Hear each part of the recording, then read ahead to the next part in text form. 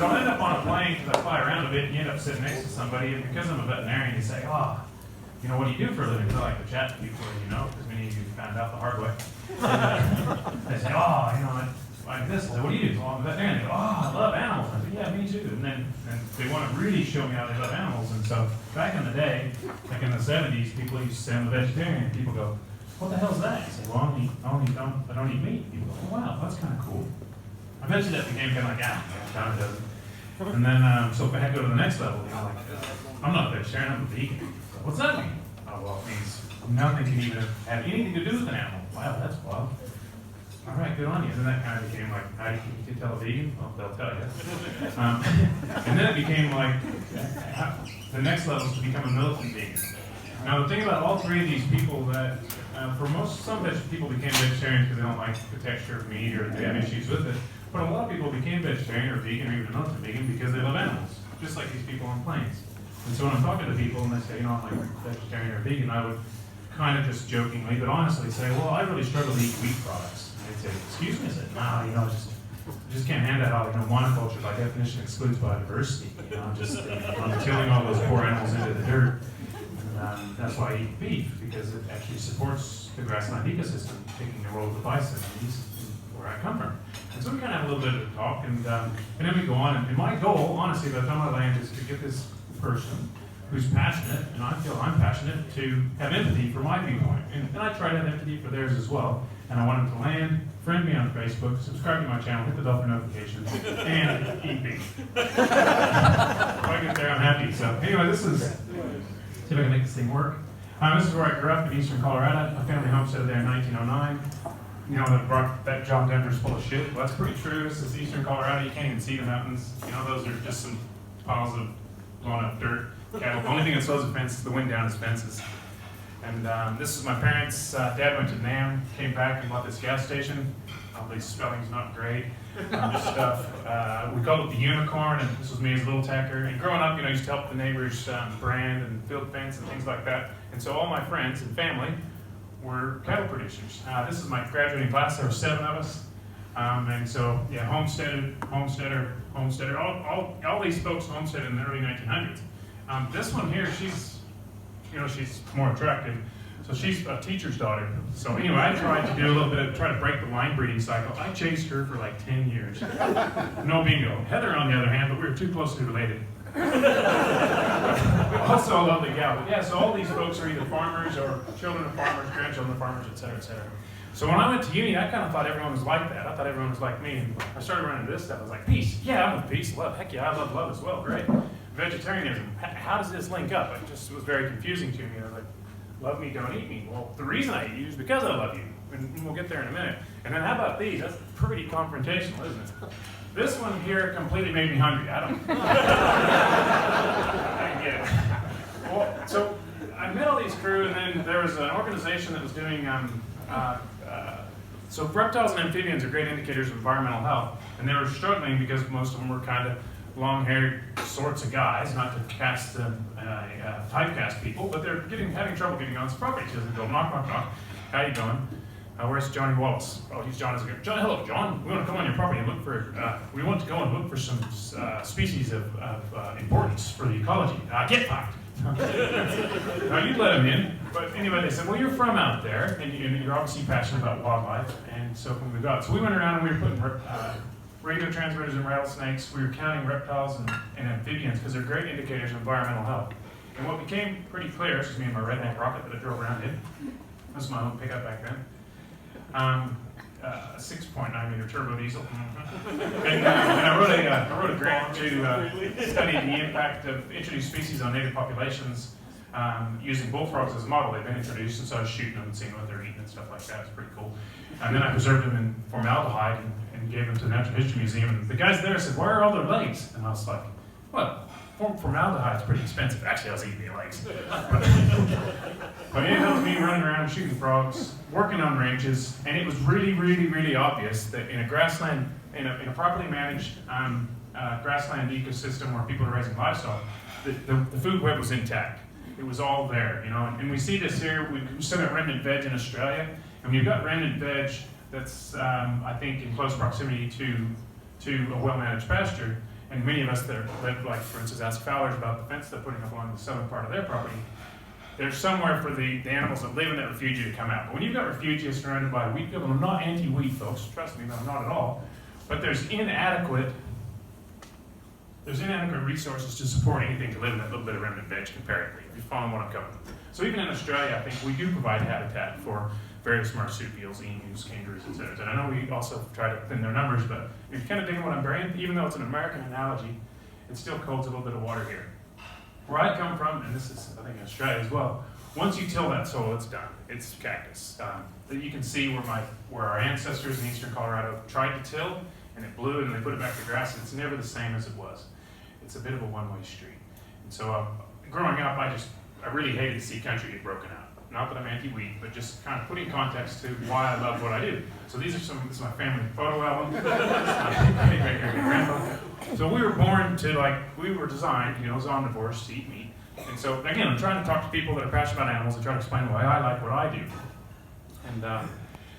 And this is what they're eating, right? And I've talked to some people that would say, well, if what you're saying is true in eastern Colorado, you know where you live, why don't we just buy your property off you? Because you don't really like it, really. You just get in there for the money. We'll buy it, we'll tear out all the fences, and we'll let the bison run. I said, well, that's a kind of a cool idea, because I like bison. They're pretty rad. So I was like, well, if we do that, then we're probably going to start managing them, aren't we? Because what happened to the bison is, as an act of war, the American cavalry and through hunters went and tried to drive the bison to extinction. We got down to about 700 animals in total in order to take the food away from the Native Americans. Some bright spark somewhere said, geez, what in the hell are we doing? Like Sarah said earlier, because we're probably number 4 in extinctions. We pulled back, and we were able to save the species. So if we've got them, we're going to start managing. We're going to have to break test them, vaccinate them, et cetera, et cetera. And what I said to this person is, we could do that, but in a million years, I used a very big model. I got this big supercomputer, and we modeled it. This is what they look like in a million years. Why start over? I mean, these things are fantastically adapted to work in a grassland ecosystem to fit within the food web. Grasses evolved under grazing pressure. And look, it's a beautiful system, regenerative ag, it's beautiful. So this is another reason why I love doing what I do. This is actually something you could probably see out at Ryan's place, isn't it, Ryan? Something like that, a multi-species pasture. And man, I said those cows love it, but so does everything else that goes in there that you end up chasing out and trying to shoot. Okay, so then people say, well, what about, it's unethical to feed food that could go to a human being to go to an animal. Let me tell you about the CRP program in the U.S., just out of interest sake to you. So when you talk about subsidies in the U.S., the CRP program is where they paid farmers not to plant highly erodible cropland back into grass, and we weren't allowed to graze it. We got up to about 35 million acres put aside in the CRP. Why did they do that? Because it was the most effective way to keep the price of wheat high. If it weren't for CRP, we wouldn't be able to afford to plant wheat here in Australia in some of those windows. Because that 35 million acres of grassland, of farmland that's put back to grass, could be equivalent to our entire wheat budget for the year of Australia. Have to think about that one. This actually benefits everybody. There's lots of subsidies that the Yanks get. I'll agree with you all day. But this one's actually good for everybody. People were paid not to plant wheat because we produce way more food than the world needs. What we have a problem with is distribution and empathy for other countries that need our food, don't we? So here's where the cows are spread all over the world, and that stuff we're talking about, and that's where the feedlots live, and why do they live there? Because that's where water is, and that's close proximity to corn. Number 2, corn. Stuff's unbelievable biomass. We can produce huge amounts of it. We can feed it into some cattle, and animals in the feedlot produce less methane than animals on grass because we turn them into a monopesture. But it's kind of neat that if you look at it that way, we produce way more food than the world needs. So there's a couple arguments. 1, we're providing habitat for wildlife. 2, we're not taking food out of the mouths of human beings. Okay, well, what about the whole taking a life? And I get that sometimes. Oh, I don't want to take a life. Okay, so I'll sometimes ask people, what's your favorite animal? And luckily, a lot of people say sea turtles. Anyone like sea turtles? How many eggs do these guys lay? Yeah, lots and lots. They can lay as many as 200 a clutch. They don't start, or 70 a clutch, sorry. And they can lay 3 times a year. They don't start laying eggs till they're about 30, and they can live to 100. So that's about 20-some thousand eggs in the life of them. That's pretty wild. So there they are. Now, as long as somebody can come by in the 4-wheel drive or the seagulls or whatever gets to them, mine. I then ask someone, I say, how many of these sea turtles are going to go on to lay eggs on that beach? Well, half of them are males, so they're not going to lay eggs. So let's say half, so that's 10,000 females. So while you're sitting there in the audience, I'm going to ask you how many of those 10,000 females are going to go lay an egg on a beach somewhere? 1%. What percent? You reckon? Half a percent. Half a percent. Half a percent of 10,000 is still 50. 1%? One. Correct. One freaking female is going to come back and lay eggs. It's awesome, isn't it, when you think of it that way? And I'll explain why I think it's so cool to think about. Let's talk about rabbits to give you another comparison. They can have 12 litters a year, an average litter of 6, puberty at 6 months of age. So hypothetically, you got the let's start with a yard. Let's say you got a big paddock and you got nothing in it, and you're just going to raise rabbits. So you start with your one rabbit. I don't know where you got the male from. We're just kind of superfluous anyway. That one is going to produce 37 rabbits within a year. You got a few rabbits in your big paddock. That's a pretty big paddock in your backyard, so they're kicking around doing their thing. And the males, let's not worry about the males. Again, the women worked this out a long time ago. We're the only ones who think we really matter.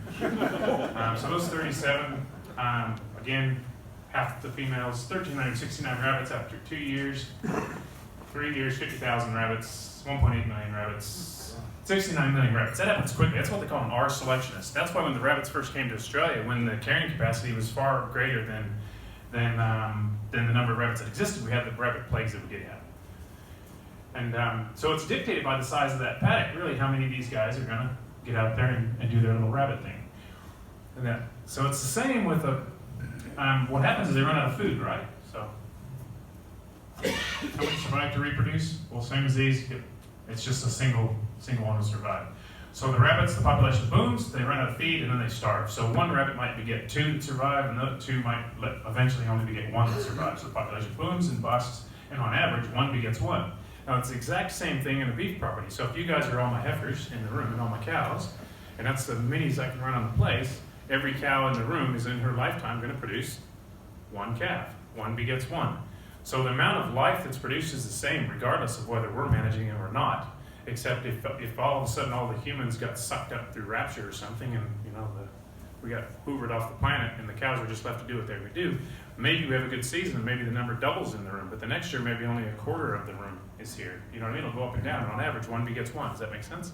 The difference between us and those rabbits and those sea turtles is, and other species that get out of control after a good season, that 1 begetting 1 is that when they're hungry, what do? We feed them. When they're thirsty, what do? We cart in water. These guys, when it's boom, they're pretty happy, but when it turns the other side of the coin, we get a lot more mortality. So I guess the point of it is, we're creating life. The number of cows that exist in the world and the number of calves that get to frolic around with their tail in the air is totally dictated by the number of people that eat beef.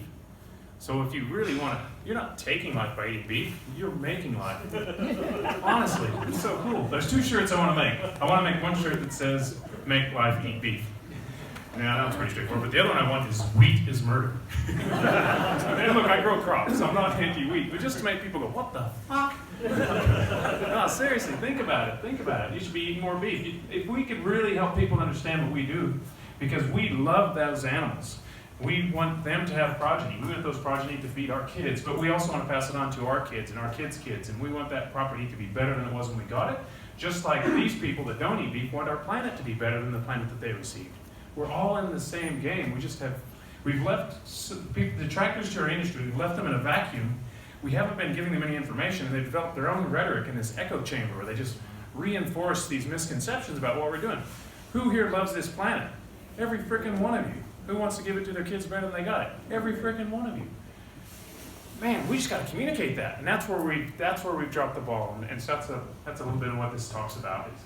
Just when someone meets you, because as another example, my dad's got a master's in English and a master's in psychology, so he seriously messed us up. That's why I'm such a weirdo. But I'm a pretty educated kid, and I was good in school. And as soon as I got up to college and people said, "Where are you from?" and I said, "Wild Horse," I started talking like a bloody redneck. I started saying "ain't." Well, ain't is not a word. But I was trying to, I had this typecast in my head. And I think when we're told over and over again that we're destroying the planet and that we don't love animals and that we're exploiting them, it's a lot easier when someone on a plane says, "I'm a vegan," to tell them to get fucked, than it is to explain to them why you're proud to produce protein. And that's kind of what I'm trying to do here, is to give you the ability to have intelligent discourse. And you probably already know all this stuff anyway, but when you meet someone who throws rocks at you or tries to make you feel bad for what you do as a producer, just whoa back and say, "Whoa, look, I want to help you understand why I love what I do." remember I was down at the cannery and this gal was right into me. She was really giving it to me hard. And at one stage, I kind of woke her up and I said, I'm just really trying to assist you with the level of guilt that you're carrying around. And she goes, what fucking guilt? I'm a fucking vegan. I said, you just told me that your species is destroying the planet. That's a huge cross to bear. I said, please come ride with me. I said, get in the car with me. We'll go out and see Nick. We'll go out and see Johnny Wall. We'll go out and see people that love that land that you think they're exploiting. They're not exploiting it. They're protecting it for the future and for their children. I love you guys. That's why I'm a cattle vet, not a cat vet. Cats destroy the planet. Have you smelled their shit? It's got to have methane in it. So we do some cool stuff to improve things are going. But there's one species out there that one does not get one. What species is that? It's called a Mormon. That means people. And so that's the problem. Our population continue to grow and grow and grow. But if I can click on this, actually, if we got time, this is pretty cool. Click. That'll bring that up. That'll show up. Oh, we had trouble with this last time. It's not going to work. Okay. I'll just explain it to you guys. Let me close that. Our world data. I'll go back to here. So our world in data is a beautiful site. You need to look it up. And what it shows is that, in the 50s and 60s, the reproductive rate of the average woman was 8. You got up around 8. The average female was having 8 children. No wonder our population went nuts. And what had happened is our survivability improved rapidly, and prior to that you had 8 kids, because by God you wanted to have at least one grandchild, right? But as our survivability improved, we were still high fecundity with a poor, high fecundity with better survivability, and the population started to go nuts. If you look at this, is one of the graphs on our world in data, and I was going to show you one that's more interactive, but you can look it up yourself. So in the 50s, the average female was having 5 children. In the mid-70s, it went to 3.8. 2005, it's down to 2.5. Now, to break even as a species, we got to be 2.3. We're approaching neutrality in regard to humans. And the biggest contributor to greenhouse warming is us. We are the problem. We're the ones extracting sequestered carbon from the ground and putting it into the atmosphere. We're the ones creating the mess that we're in. And the good news is, we're starting to plateau out. It's pretty rad. And they reckon the UN's suggesting that we'll be 1.99 by the end of this century, in which we'll begin to contract as a species. So it's kind of scary, but at the same time, it's kind of cool. What is reproduction related to? Education of women, 100%. The correlations are as obvious as dog's balls.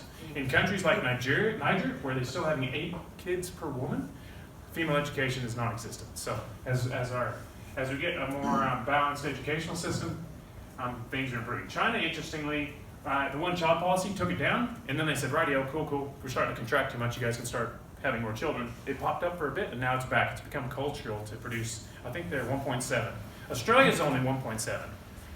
The only reason our population is growing in Australia is because of immigration, because you let freaking loudmouth pricks like me into the country, and I have 4 kids. Okay, so then someone says, but this one gets thrown at you. Oh, but those poor cows, they live a life of suffering. I'm like, what suffering? Have you ever seen a calf frolicking around the paddock? And hey, let me give you another analogy. This guy was given a chicken, right? He was sailing around the world. And these guys gave him a chicken. He's like, hey, cool, I got a chicken. Everyone wants a chicken. He taught the chicken to poop in his toilet. That's pretty rad. Didn't use the toilet paper, so he was a good roommate. Used to share some food with him. The chicken problem ended up laying eggs. So I question you, if this guy, let's say, really loves chickens and he doesn't want to take a chicken life, is he going to eat the egg? That's the question I asked him. Would he eat the egg? So anyway, this got me thinking further. I was like, well, what if you're on a boat, and this boat sinks, and you're on a life raft with a crate full of chickens and a whole bunch of seeds of various varieties, and you rock up onto Chicken Island. This is well, it's actually called Chicken Island. And on that particular island, there's a little square patch of ground. It's the only ground on the island, right? And there's just enough ground that you can take all the little seeds that you've got, and you can plant enough vegetables with enough nutrition to make yourself survive. You can survive on a completely vegetarian diet, just barely. It's a razor's edge. You don't have any extra to feed the chickens.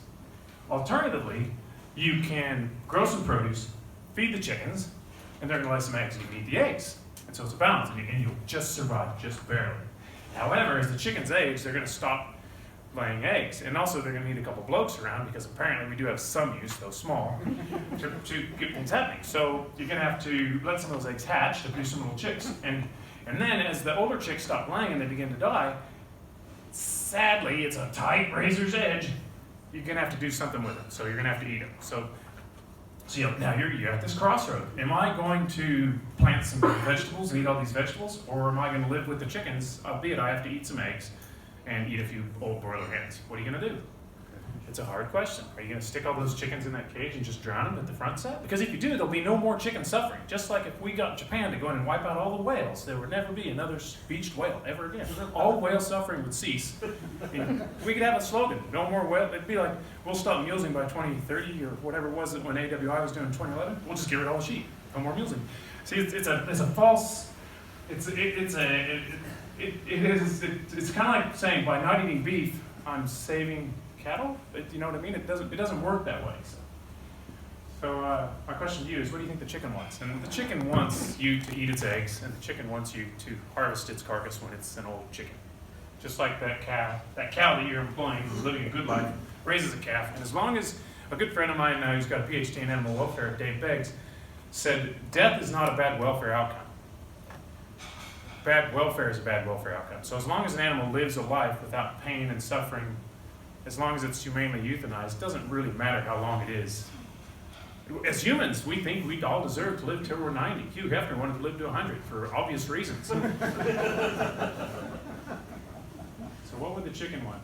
So let's talk about methane, because it's the fun one. Rightio. So, because there's a lot of reasons. So, of all the reasons, and this is why it's so important what MLA is doing, and why we need to get out there so that we're armed with the information to tell people what we're doing to improve the planet and trying to improve our impact on global warming, is because of all the things, this is probably sticking better than anything else they've ever thrown at us. Because let's admit it, being a vegan, the food tastes like shit. So, but this one actually has a little bit of stickability. So let's look at global CO2 levels. Thank you, Sarah, but just reiterate your own. Pleasure. So this is the issue. So CO2 is a stock gas, and what does that mean is when we put more CO2 in the environment than our environment has the ability to absorb, the excess is stored. And so the parts per million increase, and that's what's happening. 275, and we're on our way to 450, tragically, if we don't get our shit together. And that's why we've got to do some stuff in between. So what's in the air? Well, there's a little bit of CO2, and then everything else is that little bit there. CO2 is 0.0407, methane's a smaller amount. But the thing about methane, and you guys are all aware of this, is it's far more heatogenic than CO2. Now, depending on who you read, it's between 20 to 250. I think currently they're saying 250 is the Oxford analysis. So there's a new Oxford version, if you're watching the Methane stuff, where they're looking to reconfigure that. We can talk about that in a second. But it's important that you're conversant on this, and also that much like myself, that being this kid, meeting people and having to act like a redneck and say things like, how y'all doing, and I ain't going in there because I'm a hillbilly, when the reality is I'm actually have a pretty good ability to read and write, even though I'm inbred. And we've got to get on this train, because no one has, I think, more ability to do something meaningful in our short window. And part of that is because, well, the CO2 that's accumulated, we're going to have a hard time finding something to put that CO2 back into. And there are carbon sequestration products happening out there. But the methane story is really interesting, because methane's got about a 12-year half-life, right? So let's get there in a second. So here's some things that they reckon you can do to reduce your impact. And look at this one here about having one less child. 55 versus living car-free is 2, so 25 times more input by having fewer children. So I've got a lot of beef to eat to support things up. Eating a plant-based diet's down here, et cetera, really good chart. Here's something that Mitt and Howard produced, and so there's our global methane budgets where the methane's produced, agriculture, biomass, wetlands. But here's the cool thing is, at the same time we have a sink. So methane lasts about 12 years. So if you think of yourself as a cow herd, and you're producing 100 cows, and you've been there for 12 years, the 100 cows today are producing methane, hypothetically, that these 12 cows has already disappeared from the system. So you say, oh, cool, that means we're neutral. There's still a real capacity for us to do something meaningful, folks, and this is what we are doing, because the cattle from 12 years ago were far less efficient than the cattle we have today. And by doing things that Sarah's been showing us, and that you can find as well, shelter belts, more perennials, there's a whole host of ways that we're trying to identify to help us as farmers do a better job. We can reduce the amount of methane we're producing today so that the amount that goes into the sink is greater than the amount that goes in at the other end. So here's some kind of coincidences from NASA. So this is anthropogenic influences on methane, ruminants. Rice paddies. How often do we talk about rice paddies? Well, rice paddies doesn't really gel with the whole I hate cattle producers thing, does it? Because who's gonna go out there and say, you know, you rice paddies are taking my future away. So anthropogenic methane emissions, fracking is pushing it up again. But here's what is the really exciting bit to me. I'll show you this some other time. If you haven't seen it, I'll explain it, but we don't have time for it now because we're running out of room. So methane is produced from the carbon dioxide that's absorbed by the plant. The animal digests it, breaks that cellulose into short-chain volatile fatty acids, which it uses for energy, and the excess is spilled. It is carbon neutral in essence. The difference is we're turning carbon dioxide into methane. And this is more ketogenic than CO2. So we can't just walk away from it and say, but we're carbon neutral. We are carbon neutral in regard to carbon molecules, but the methane story is important in the context of what we're talking about. But the real issue of why we have this accumulated carbon dioxide is we're pulling this stuff out of the ground and putting it in the atmosphere. And this thing is talking about, they bounce this ball around and this gorilla walks through the middle of the frame. And when you ask the audience how many times does the ball get passed, most people don't even see the gorilla. And I believe that we have been made the whipping boy, even though we have the ability to make substantial change, and we're going to, we've been made the whipping boy for these other assholes. So I was in Denmark, and this is my son, Louis. He's obviously got my good looks. Sorry, Louis. That was wrong. Well, he's got, it's a funny look there. I went to the Denmark fridge case, and I found this, the Beyond Meat, the Beyond Burger plant-based. 220 grams of plant protein. It was a quarter of a kilo of mince there. Guess where it was made? California, put on an airplane, flown to Denmark with all this packaging for a quarter of a kilo of something that doesn't even taste like meat. Where does the sense in this? How is that going to save the planet? How about this guy? Sir Richard kicked me in the nuts. What? I believe that in 30 or so years we'll no longer need to kill any animals, and that all meat will either be clean or plant-based, taste the same, and be much healthier for everyone. This same dickhead puts these up, produce an enormous amount of nitrous oxide, correct? Yes. So that rich people can go up and look down on all of us down here making food for them. Golly, come on, Richard, man. How about this guy? So this is Lewis Hamilton. Go vegan. It's the only way to truly save our planet today. It can be done so quickly. You know all you have to do is put your mind to it. This is the same asshole that runs around in a circle burning petrochemical. I know what you can do, Lewis. You can shut the hell up. Honestly, sit with him. Sorry, having a bit of fun. So if you took grass and let it erode anaerobically, it produces a hell of a lot of methane. The cow breaks it down, breaks it into short-chain volatile fatty acids. There's a spillover of methane. We can do a lot of good there.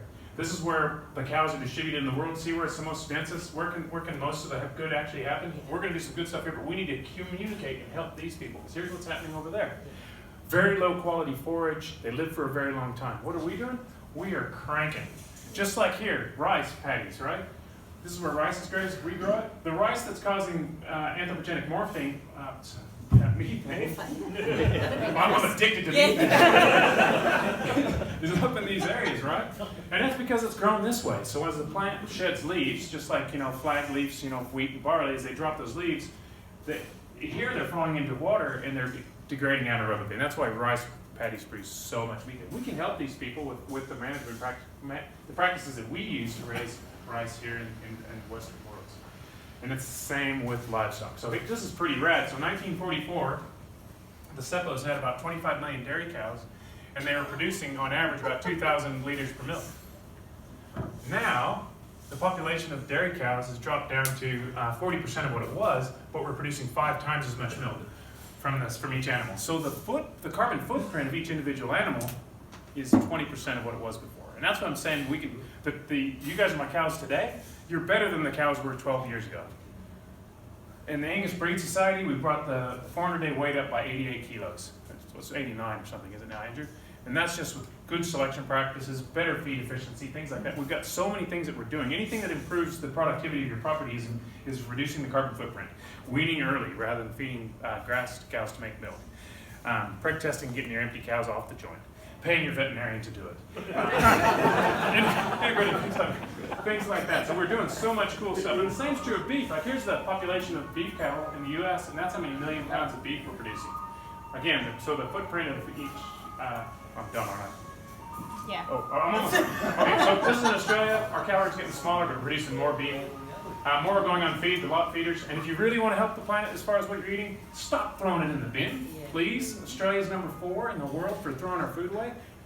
That's a huge freaking, and if you compost the stuff, guess what it produces? Methane. Morphine. All right, I'm a cow hugger. These guys are cow huggers. These guys are cow huggers. We love what we do. We want to give it to our kids. That's what we're trying to do. This guy's a cow hugger. More cow huggers. Hey! I tried to find you as well, Nick. Ron, you're a cow hugger. And she's going to help save the planet. We can do it, guys. Get in there, get benchmark, get active. Don't just throw the baby out with the bathwater, put your hands over your ears and say this whole methane stuff's bullshit. Get involved, because we can do a lot. Because it's that base. If we can reduce that base, even though it's just a base, it's the carbon dioxide that's killing us. But if we can reduce that base, we can help these guys to get their shit together in time to not ruin our planet. And there's my little dig. There's a cool video there for you to watch. Come at me up later. I'm out of time. There you go. Thank you, Gandhi. Thank you, guys. Appreciate it. Love you.